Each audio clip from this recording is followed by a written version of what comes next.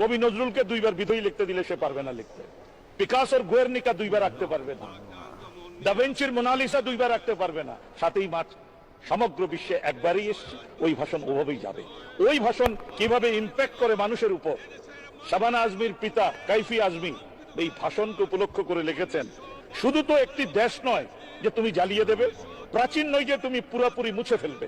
কতই না নির্বোধ তুমি, খয়রাতে পাওয়া ট্যাঙ্ক নিয়ে আমার দিকে ধেয়ে আসছো, রাত দিন নাপাম বোমার বৃষ্টি বর্ষাচ্ছ, ক্লান্ত হয়ে পড়বে তুমি।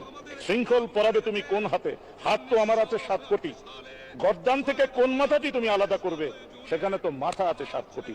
একটি ভাষণ 7 কোটি মাথাকে একসাথে গঠিত করতে পারে, সে কারণেই সেটা আমার জয় বাংলা। এবারে সংগ্রাম আমাদের মুক্তির সংগ্রাম, এবারে সংগ্রাম স্বাধীনতার সংগ্রাম।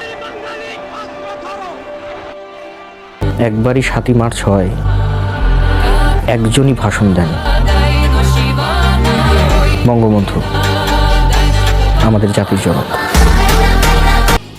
7ই মার্চে জাতির জনক বঙ্গবন্ধুর যে ভাষণ, এটা পৃথিবীর মধ্যে শ্রেষ্ঠ ভাষণ। প্রত্যেক গ্রামে, প্রত্যেক মহল্লায়, প্রত্যেক ইউনিয়নে, প্রত্যেক সাব ডিভিশনে আওয়ামী লীগের নেতৃত্বে সংগ্রাম পরিষদ গড়ে তোলো।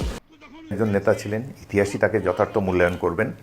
স্বাধীনতা আন্দোলন তার নামেই শুরু হয়েছিল। স্বাধীনতা আন্দোলনের পটভূমি তিনি রচনা করেছিলেন। বীর মুক্তিযোদ্ধা মেজর জিয়াউর রহমান তার পক্ষ থেকে স্বাধীনতার ঘোষণা দিয়ে জনপ্রিয়তার তুঙ্গে উঠেন। এটি হলো বাস্তবতা, এবং এদেশের রাজনীতির ইতিহাস তো শেখ মুজিবকে ছাড়া লেখা যাবে না।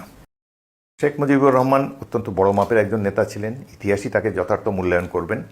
স্বাধীনতা আন্দোলন তার নামেই শুরু হয়েছিল। স্বাধীনতা আন্দোলনের পটভূমি তিনি রচনা করেছিলেন। বীর মুক্তিযোদ্ধা মেজর জিয়াউর রহমান তার পক্ষ থেকে স্বাধীনতার ঘোষণা দিয়ে জনপ্রিয়তার তুঙ্গে উঠেন। এটি হলো বাস্তবতা, এবং এদেশের রাজনীতির ইতিহাস তো শেখ মুজিবকে ছাড়া লেখা যাবে না।